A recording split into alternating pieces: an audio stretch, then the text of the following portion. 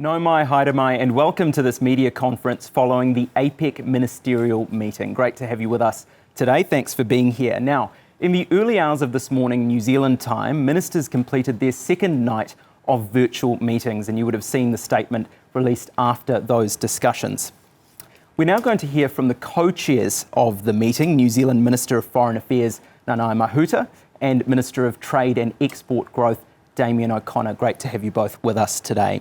Now, both ministers will answer your questions, but first we'll hear from them for some of their reflections. And we'll begin with Minister Mahuta for an overview of these discussions, and in particular, APEC's work to build a sustainable and inclusive economy. Kia ora, Minister. E te ti e te tā, tēnā koutou katoa. Good afternoon. Early this morning, we completed the 33rd APEC Ministerial meeting. It was an important opportunity for ministers around the region to take stock on what has been achieved this year and set the scene for the discussion APEC leaders will have later this week. Our meeting represents the culmination of 8 APEC ministerial meetings during Aotearoa's New Zealand's host year. These meetings have run the full range of issues important to APEC and Aotearoa New Zealand. Under our leadership, ministers have agreed a roadmap on the food security of our region, championed economic reform that is inclusive and sustainable, and continued to work towards greater women's economic empowerment as we respond to the COVID-19 pandemic. Ministers also discussed the importance of promoting a low-emissions, climate-resilient future for the region. We heard from the chair of the Pacific Islands Forum, Prime Minister Bainimarama, and from the United Nations Framework on Climate Change. As a leading regional body, it is important that APEC continues to emphasise its strong support for global climate commitments. While APEC accounts for 60% of global GDP, the same percentage is also true for emissions. We know that there is a role for APEC to play in combating climate change. It was for this reason that ministers agreed to send a strong signal on the importance of halting further spending on fossil fuel subsidies. These subsidies cost our economies billions of dollars a year, but their real impact is on our environment. Ministers also recognise that an inclusive economy is a resilient and sustainable economy.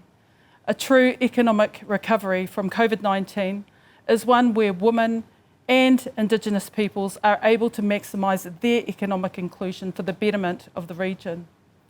Aotearoa New Zealand has amplified the voice of indigenous peoples and their knowledge amongst our economies this year, and I'm proud of that. A virtual year has seen more indigenous peoples at the APEC table than ever before, connecting, sharing and contributing to improved health, economic and trade outcomes for their communities, a trend which we will continue beyond 2021. This work sets the scene for the meeting of APEC leaders later this week, where we expect leaders to lay out a plan that spans the next 2 decades, with the work and values discussed here today helping to guide it. Tēnā koutou. Kia ora, Minister. Thank you for those remarks, and a lot of anticipation for that leaders' meeting later in the week. Over to Minister O'Connor now for an update on the trade discussions. Morena. Morena. Yeah. Kia ora. It was a real honour to co-chair the APEC Ministerial meeting and connect again with my fellow ministers from around the region. In this meeting, ministers reiterated APEC's strong stance against vaccine nationalism. We all know that none of us are safe until we are all safe. It was heartening to hear that no APEC economy has introduced vaccine export restrictions since we discussed a shared response to vaccine nationalism back in June. 17 APEC economies have either lowered or completely removed tariffs on vaccines and related products, making them easier to access. I was particularly pleased that ministers emphasised the importance of the World Trade Organisation and again called for the conclusion of fisheries subsidies negotiations and an end to harmful agricultural subsidies. As we heard, as we head into the WTO ministerial meeting in December, chaired by Director General Dr. Ngozi Okonjo-Iweala, who also attended the APEC ministerial meeting, APEC ministers are committed to the success of the meeting and to delivering concrete results. It is free, fair and open trade that will help economies move forward out of this pandemic. With APEC comprising 47% of global trade, we need openness in our region to drive global growth. Indeed, it is trade that presents the solution to our challenges. Some 81 million jobs have been lost across the region due to COVID-19, and the impact on supply chains has been significant. But APEC members have rejected protectionism during this crisis. Most APEC economies this year have embedded paperless trading as a permanent feature, cutting the cost to New Zealand exporters of border procedures, not just for this year, but into the future. This has gone hand in hand with recognising the importance of a digital future for the region's economy. Our need to connect in a time when physical connections became constrained has forced our economies to digitise at pace. A fully virtual APEC of 2021 has set the backdrop for an unprecedented digitisation of our economies, and APEC has front-footed those conversations this year. Minister Mahuta and I now look forward to taking your questions. Kia ora. Thank you, Minister. Yes, let's go straight to questions now. And a reminder, if I call on you to ask a question, please make sure that your camera is turned on, unmute yourself, ask your question, and then mute yourself once again. We're going to try and get through as many questions as we can in this session. And we'll begin with some questions from the New Zealand media who are attending this media conference in person. Now, if you're joining us virtually, you will hear the question from our media representative here in the room, but you won't see the speaker on screen. So let's begin with our first question, which comes from Sam Sachdeva from Newsroom.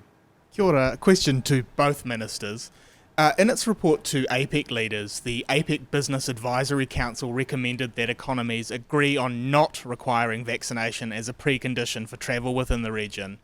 Given that New Zealand and other economies are moving towards and not away from vaccine mandates, was that recommendation discussed by APEC ministers? And what are your thoughts on whether that would be viable to agree not to require vaccination?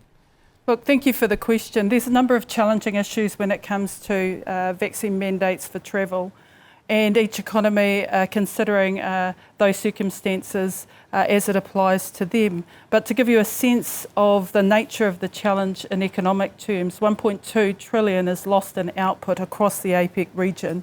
So it's an issue significantly important to each of the economies. We remain very much engaged in terms of what the decisions may well be across those various economies and aligned to that. Thank you, Minister. Our next question comes from Praveen Menon from Reuters. Please ask your question. Hi. My question is about America hosting the 2023 APEC. Did this come up in any of the ministerial discussions, and is there a consensus on this? APEC as an institution is founded on collaboration and also consensus. What I will say is that both America and Peru have offered to host the 2023 and 2024 APEC Forum respectively, yet there is no confirmed host, and we are hopeful that we will get there.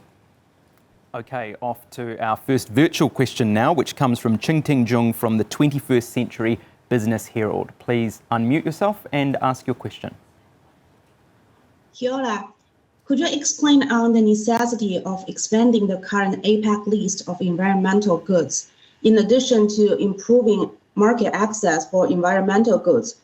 What other options have been discussed in order to support green growth? Kia ora. Kia ora. Look, I think APEC can take great pride that in 2012 they developed an environmental goods list. It was 54 goods. Since that time, of course, the world has moved on and had a greater focus on the value of trade in environmental goods and services. And so we provided, the base from which discussion has occurred right across the globe, understanding the importance of developing that list further, expanding it out, as I say, to be goods and services. That was confirmed through statements from APEC. All our economies are committed to expanding that, but the final list has not moved beyond that at this point. but we're confident that actually it will be goods and services and environmental trade that actually assists us, particularly in the areas of climate change that we need to progress. Thank you, Minister. Over to Australia now. We're going to hear from Anthony Galloway from the Sydney Morning Herald. Good morning, Anthony. Good morning, Ministers. I was wondering if I could ask about one of the talking points which has been going on the sidelines of APEC, and that's Taiwan's bid to join the CPTPP. Was wondering if New Zealand can say whether it supports Taiwan's bid to join that trade pact, and also if you could comment on China's wish to join it as well. Look, we as members of CPTPP have always been open to accession by applicants. I think we've all welcomed the applications by UK, by China and by Chinese Taipei. That's a separate process. Not all APEC members are part of CPTPP, and so that wasn't a core part of discussions. But nonetheless, as a trade and economic forum, all the economies would welcome the greater movement and the reduction of any barriers. CPTPP provides that, but accession requests do mean that those applicants will have to look at the standards required to ultimately become members and be accepted. Thank you, Minister. Our next question comes from Huaiqian from Xinhua. Please unmute yourself and ask your question.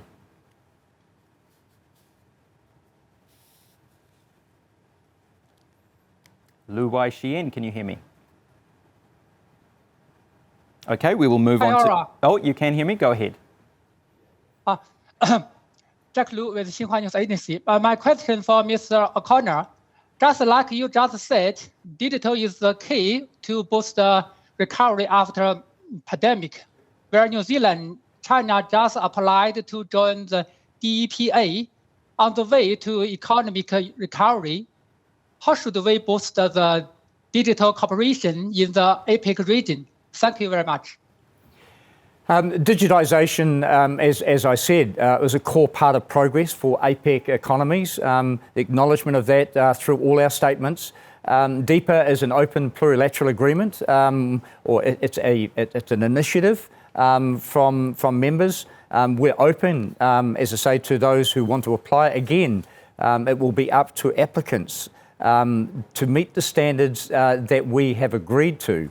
They are high standards, and they, in terms of DEPA, do require protections around privacy, open access, and so all and any members applying to accede to that will have to acknowledge the requirements and the changes that might be necessary within their own economies. Thank you, Minister. Our next question comes from SBS. Shuba Krishnan, please ask your question.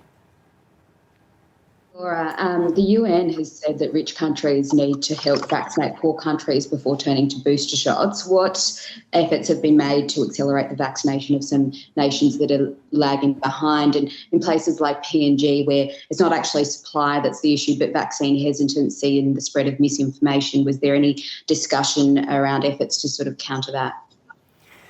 The statement from the MRT clearly laid out the obligations on us all to try and remove any barriers to the movement of vaccines and medical equipment, to go to MC12 in Geneva and to make the changes necessary, be that through a TRIPS waiver to ensure that there is sufficient vaccine available.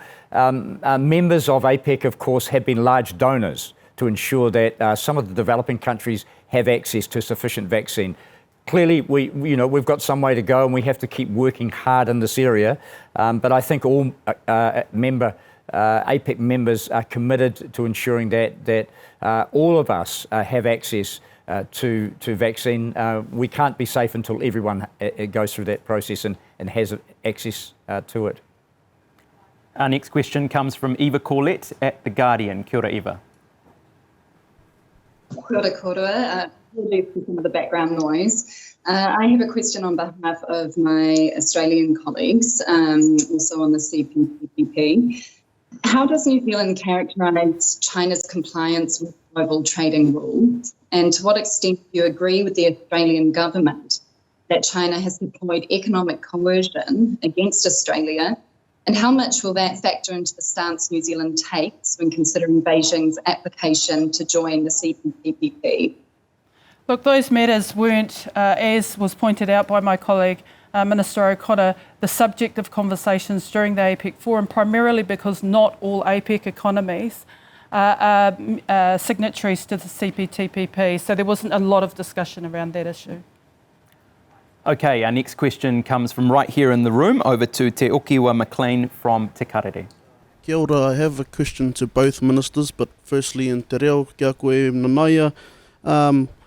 Hea te hua o tēnei kaupapa ki te iwi Māori o tira, hea te take kua roa te tatari kia whakamānawa tia te ohana iwi take. O nā rungi te hiahia o mātou, tō mātou nei ka wanatanga, tēnei te wā tuatahi kia kuhu mai nā tirohanga o te iwi take e pāna ki ngā mahi ohanga. Nō reira, kua whakaarohia mā Rachel Tauleili e arahi e rā o ngā kaupapa i raro i te maru o APEC, kia kuhu mai i ngā Pākehi i roto i tērā wāhanga ki te whiriwhiri i ngā kaupapa, me ngā painga me ngā hua, mena ka uru mai i ngā ohanga o te ao iwi take ki tēnei o ngā taumata. He wā tuatahi tēnei. And why is this good for Māori, Minister O'Connor, and why has it taken this long to acknowledge indigenous economies? APEC has been an incredibly successful forum. Over the 30 years, we've seen 1 billion people pulled out of poverty. It's assisted most of the people through our economies, but we've acknowledged that we have to try harder in areas of inclusion. And clearly COVID has impacted adversely, particularly on women, on Indigenous groups. And so the opportunities through trade are there for Indigenous people, but also for the wider community. So we hope that building opportunities will provide the success and growth for Indigenous peoples throughout all member economies. And this is the first time that Indigenous people's perspectives have been raised within an APEC context. 270 million Indigenous people sit across APEC economies. And so New Zealand took the opportunity as host to steer through a new and emerging conversation around inclusive economic recovery, but also around sustainability, because both of those perspectives are very much aligned to the Indigenous aspiration and how they participate in economic reform within their own country, but also the new economic opportunities across the region. Kia ora, Minister. Our next question comes from Nick Perry from the Associated Press. Nick. Thank you very much. This is a question for both ministers on the rising tension between China and some of the other APEC members, including Hong Kong, Taiwan, the US, Australia, New Zealand. Are you seeing some of those tensions in your discussions so far? And is it realistic for China to remain a member of APEC? Look, APEC is primarily a trade and economic forum, and much of the conversations are very much based, as I said earlier, on collaborative and consensus building around common aspirations. If we go to where those common aspirations are, where all economies have contributed, I think, productively and positively on what we can do, it has been in this host year, because New Zealand has really tried to ensure that APEC and the fora that we hold centre itself around practical responses to a global pandemic and to climate change. And in both those areas, all economies have participated with the type of, I think, focus that we require to get through this very difficult and challenging time, China included. I mean, APEC is a voluntary forum for member economies that want to share an aspiration for a better future. We've proven that can be successful by coordinating and collaborating in the areas where we agree. There will always be differences between some of the member economies, but those differences are left for other fora. And in terms of APEC, we've made huge progress in the areas, and they are significant, where we all align. We want to build back better. We want an inclusive growth agenda. And I think we've proven that through the statements that can be ambitious. And I think we've contributed as the chair economy to the progress this year. Another virtual question now from Fran O'Sullivan from the New Zealand Herald. Morena, Fran. Good morning. Thank you, Ministers. I take you back to your comments about the tension between China and the United States, and also the fact that CPTPP, that you are seeing increased interest from there. But you also, in your statement, talk about advancing the APEC free trade area of the Asia Pacific, the FTAP. What concretely will you do to advance that? And what also will you do to bring the United States back to the table, which has been a recalcitrant when it comes to regional deals?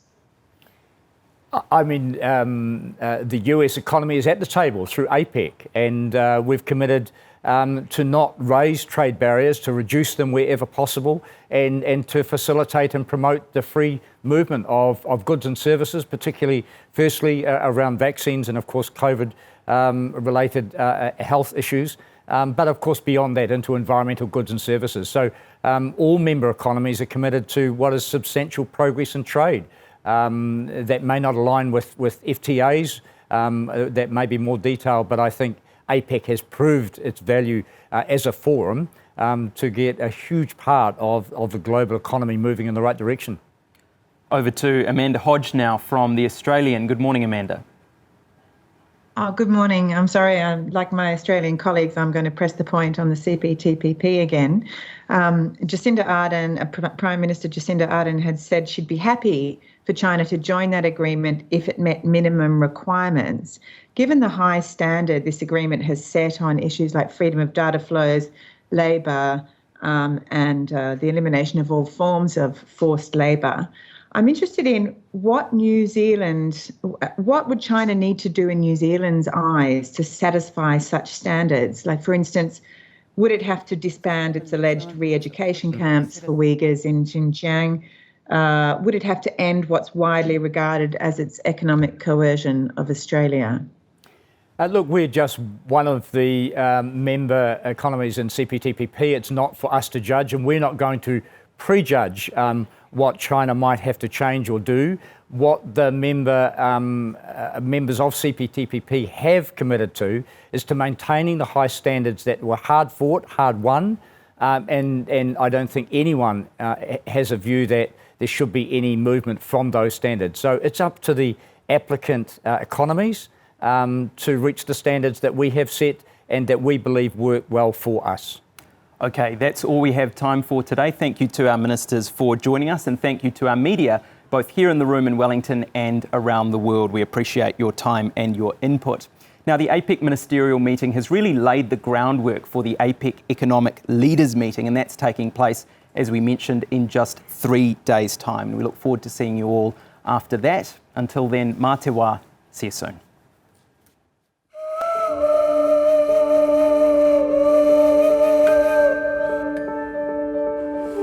Kia ora.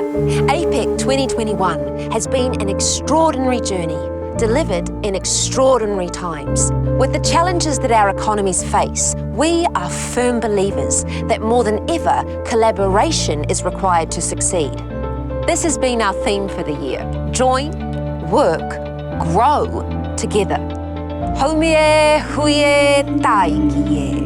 These words describe the collaborative effort our ancestors drew on as they worked together to build our great ocean voyaging vessels called waka. Building a waka required entire communities to work in harmony toward a common goal. Whilst their goal was to build a waka, ours is to rebuild from the worst pandemic we've known. More than ever, working together is required. That same idea of together is expressed in our tohu, or symbol for APEC 2021. Our tohu draws on the concept of ngā haue whā, which translates to the 4 winds. The wind from the north, known as hauraki. The wind from the west, we call hauauru. And from the east is marangai. The wind from the south, we call hautonga. The 4 winds, all from different directions, come together. Ngā haue whā is symbolic of being a meeting place for all peoples, from everywhere, to be unified, to be together, to be connected. For APEC 2021, we welcome our colleagues from the north, from the south, from the east, and from the west. to join, work, grow. And so our tohu is a form of welcome as we metaphorically journey from different parts of the Pacific to meet, to be together. Join, work, grow together. Haumie